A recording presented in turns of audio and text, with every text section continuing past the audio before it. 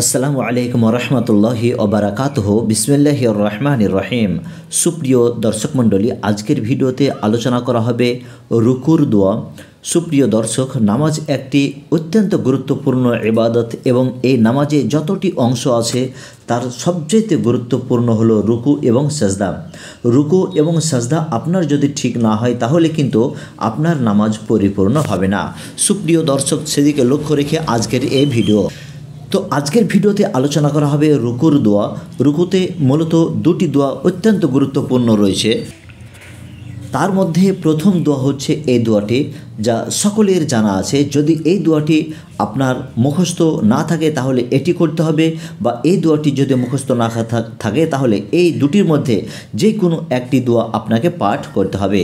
রুকুতে গিয়ে সুবহানা রব্বিয়াল আযীম এই দোয়াটি আপনাকে 3 বার পাঠ করতে হবে, এবং সুবহানাকা আল্লাহুম্মা রব্বানা ওয়া বিহামদিকা আল্লাহুম্মা গফিরলি এই দোয়াটি একবার পাঠ করতে হবে।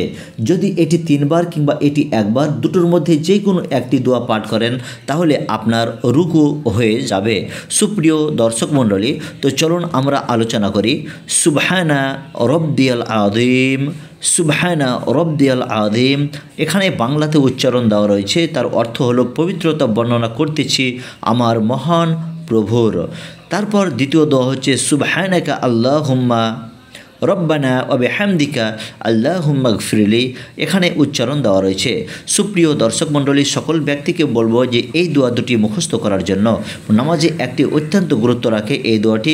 পরিশেষে আল্লাহ রাব্বুল আলামিনের কাছে দোয়া করি, হে আল্লাহ, সকল ব্যক্তিকে তুমি এই দোয়া দুটি মুখস্থ করার তৌফিক দান করো। সুপ্রিয় দর্শক, আজকে এই পর্যন্ত।